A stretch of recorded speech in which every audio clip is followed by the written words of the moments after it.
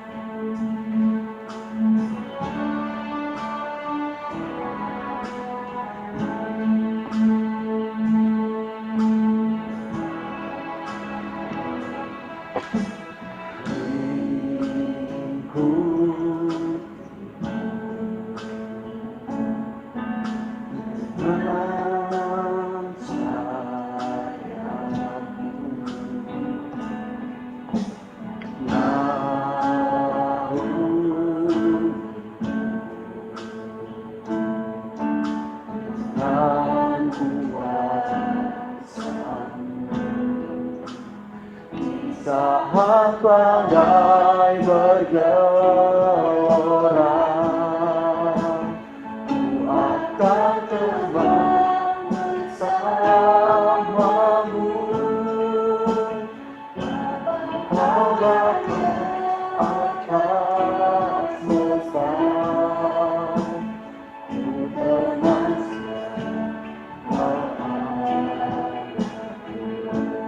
sekali lagi lingkupi.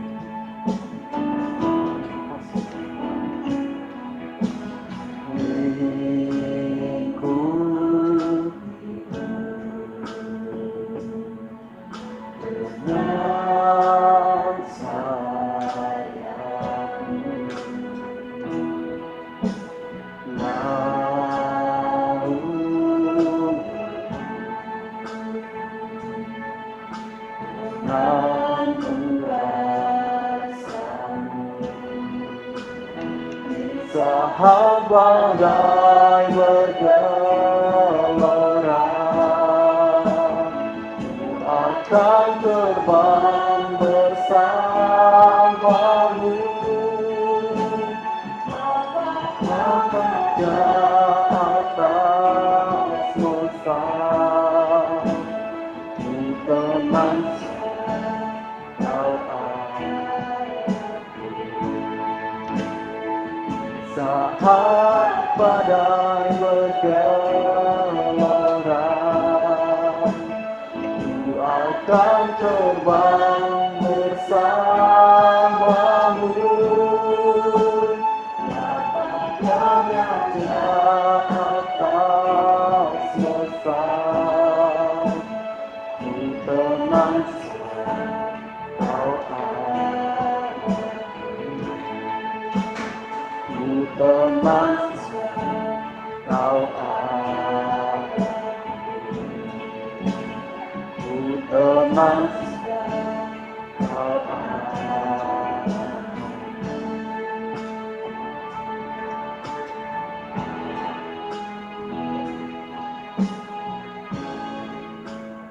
Mari kita akan bersatu hati. Kita menyembah Tuhan. Kita datang di hadirat Tuhan pada saat pagi yang indah. Pada saat pagi yang indah ini kami mengucap syukur buat kebaikan Tuhan. Terkadang kami tidak mampu untuk menghadapi ketang Tuhan yang terjadi di tengah bangsa Indonesia yang sedang terjadi pandemi COVID-19. Mampukan kami pada pagi ini ketika kami tidak bersatu, tidak bersama-sama dengan Bapak Ibu semua bertatap muka, tapi yang kami percaya ketika kami bisa beribadah bersama-sama pada saat pagi yang indah ini, dan yang Engkau pernah memberkati kami dari awal pertengahan hingga akhirnya. Kami bersyukur, kami merendahkan hidup kami, hati kami di hadapan-Mu pada saat ini Tuhan. Kami percaya Engkau hadir tempat ini memberkati kami. Roh Kudus pimpin kami ibadah dari awal pertengahan di akhirnya. Di dalam nama Tuhan Yesus Kristus kami menyerahkan. Terima kasih. Kita tetap akan menyembah Tuhan. Terima kasih Tuhan buat semua yang memberikan Tuhan. Kalau sementara kita akan bersama-sama akan dikuatkan oleh firman Tuhan. Kita akan buka hati kita bersama-sama. Terima kasih.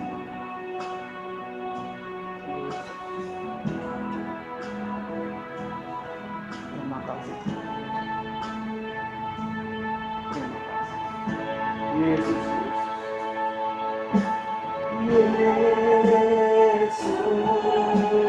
Yesus berarti bagiku. Oh, Yesus,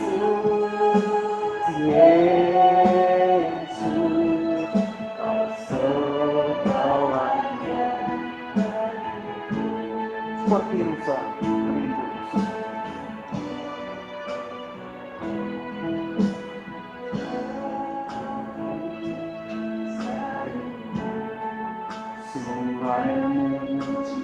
Ku rindu Engkau, Kaulah Tuhan hatiku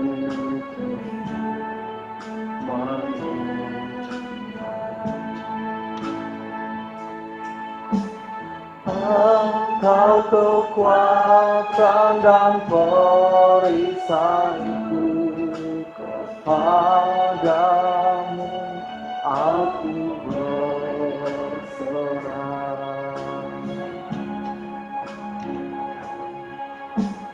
Kaulah Tuhan hatiku Yesus,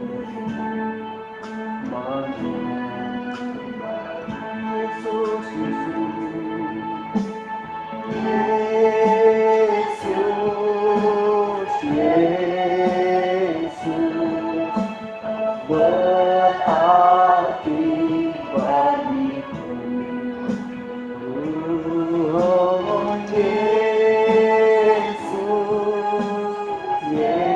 Yesus, segalanya.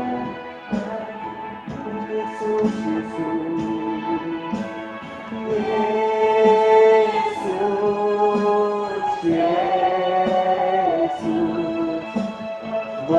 berarti bagiku. Oh, Yesus,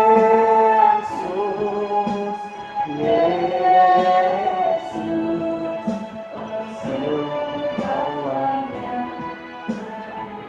Kau segalanya.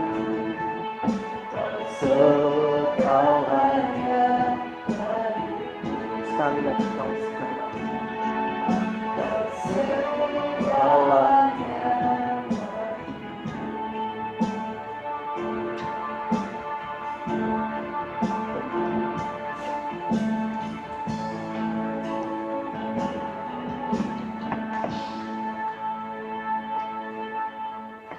Selamat pagi Bapak Ibu yang ada di rumah. Mari kita akan merenungkan firman Tuhan yang kita akan ambil dari Lukas pasal 12 ayat 54 sampai 57. Ini firman Tuhan. Yesus berkata kepada orang banyak, apabila kamu melihat awan, bila kamu melihat awan naik di sebelah barat, segera kamu berkata akan datang hujan, dan hal itu memang terjadi. Dan apabila kamu melihat angin selatan bertiup, kamu berkata hari ini akan panas terik, dan hal itu memang terjadi. Hai orang-orang munafik, rupa bumi dan langit kamu tahu, Melihatnya, mengapa kamu tidak dapat menilai zaman ini, dan mengapa engkau juga tidak memutuskan sendiri apa yang benar. Ketika Tuhan Yesus menghadapi orang banyak waktu itu, dia menyampaikan tentang tanda zaman.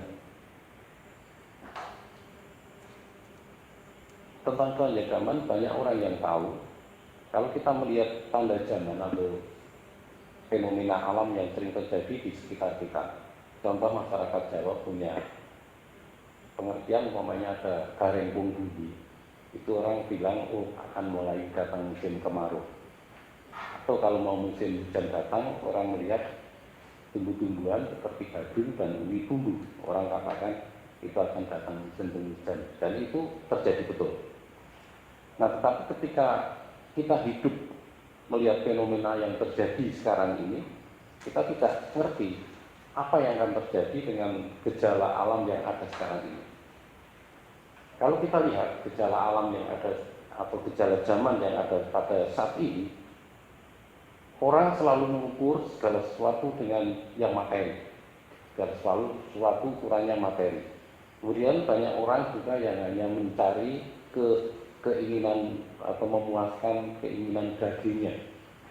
Nah, Bapak Ibu semua yang berbahagia, kalau kita lihat gejala ini sudah terjadi sejak zaman dulu. Kalau kita lihat sejarah, pada waktu zaman Nuh dulu, ditulis oleh Alkitab, orang sudah mencari kesenangan dagingnya, hidup kawin mengkawinkan, kemudian ya pokoknya hidup kawin minum dan seterusnya.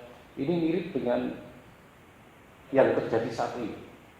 Kemudian kalau kita lihat juga zaman Lot yang ada keponakannya Abraham, dia hidup di kota Sodom, dan di Sodom terjadi waktu itu adalah mereka melaksanakan perkawinan sejenis. Kalau sekarang mungkin di negara-negara tertentu hal itu sudah dilegalkan. Nah, ini satu gejala yang terjadi pada zaman dulu yang sudah terjadi di zaman sekarang ini. Dan apa terjadi waktu itu ketika terjadi gejala-gejala seperti itu? Perhatikan bahwa Allah sangat murka, kemudian terjadilah pada zaman Nuh hanya Nuh sekeluarga yang hidup karena semua dihapuskan atau itu dihanyutkan oleh air. Kemudian zaman Lot terjadi hujan giliran. Itulah yang terjadi tapi sekarang ini kalau kita lihat gejala-gejala sosial seperti itu terjadi di tengah-tengah kehidupan masyarakat masa kini. Nah, banyak sekali yang kita bisa pelajari dari gejala yang terjadi di sekitar kita.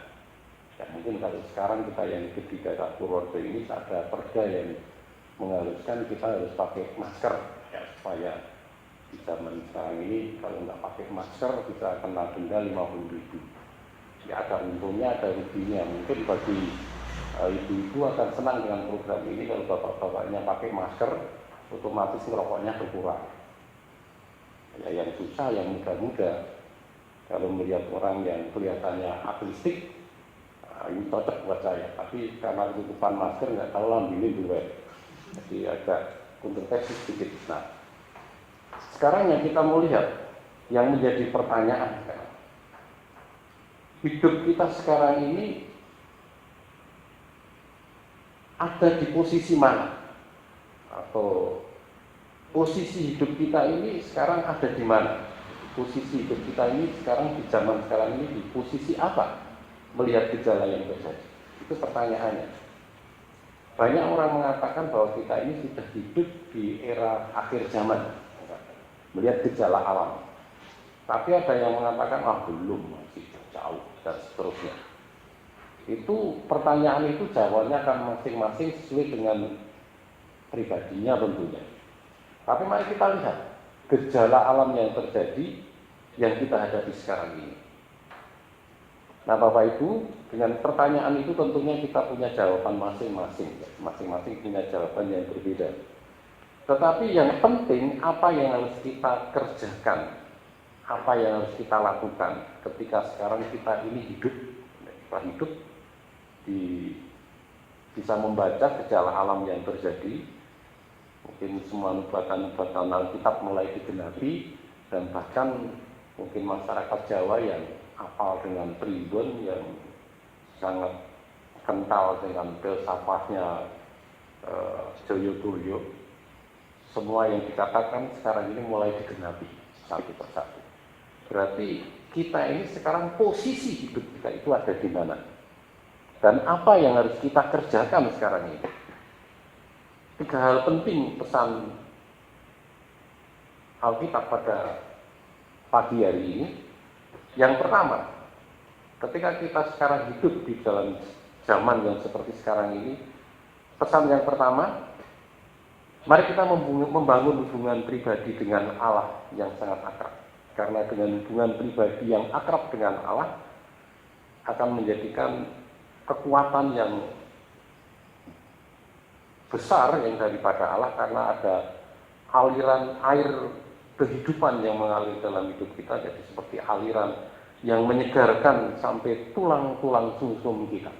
Jadi ketika kita memiliki hubungan pribadi yang akrab dengan Allah, maka ada aliran kehidupan yang mengalir dalam hidup kita yang sampai akan menyegarkan sampai pada tulang-tulang sumsum kita. Itulah kekuatan pertama.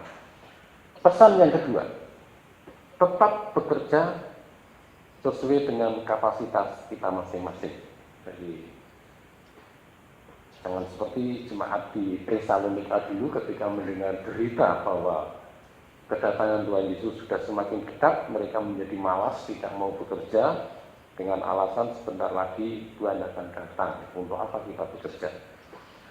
Bapak Ibu, perlu kita sadari bahwa kedatangan Tuhan itu seperti pencuri, tidak akan ada yang tahu hari dan tanggalnya. Maka kita harus tetap bekerja untuk memenuhi kebutuhan hidup kita. Tentunya bekerja sesuai dengan kapasitas kita masing-masing. Yang berdagang, ya kerjakanlah itu sebaik-baiknya sebagai bagian dari melayani Tuhan. Berdaganglah dengan baik. Yang bekerja di kantor, ya bekerjalah sebagai pekerja yang baik. Dan yang bekerja sebagai petani, ya bekerjalah yang baik sebagai seorang petani. Yang melayani Tuhan juga harus bekerja giat untuk Tuhan, dan kerjakan itu dengan bersungguh-sungguh, dan kerjakan itu dengan keyakinan, dan seterusnya. Jadi tetaplah bekerja untuk mencukupi kebutuhan hidup kita masing-masing. Yang ketiga pesannya adalah tetap berjaga-jaga. Berjaga-jaga dan berwaspadalah, supaya kita tidak menjadi seperti 5 gadis yang bodoh. Pada waktu pengantin itu datang, 5 gadis itu dalam keadaan tidur, dan ketika dia terbangun ternyata mempelai itu sudah masuk di dalam gedung, kemudian gadis-gadis itu sudah terlambat. Jadi tidak bisa menikmati pesta yang ada di dalam gedung itu. Nah, Bapak, Ibu, saudaraku semua yang ada di rumah, kiranya ini yang menjadi pesan firman Tuhan pada pagi hari ini, dan mari kita akan bersama-sama mohon berkat dan kekuatan Tuhan agar setiap langkah kaki kita disertai oleh Tuhan. Amin. Mari kita berdoa bersama. Bapa di surga, kami mengucap syukur untuk pagi hari ini karena kami sudah mendapatkan kekuatan yang daripada Tuhan melalui firman Tuhan.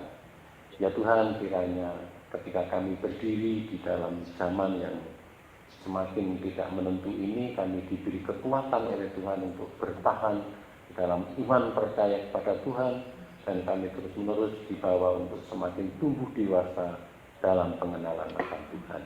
Berkati seluruh sidang jemaat-Mu yang saat ini semua ada di rumah. Tuhan memberkati apapun yang dilakukan, dikerjakan, dan Tuhan pakai setiap jemaat-jemaat-Mu menjadi alat-alat Tuhan yang hidup. Terima kasih ya Tuhan.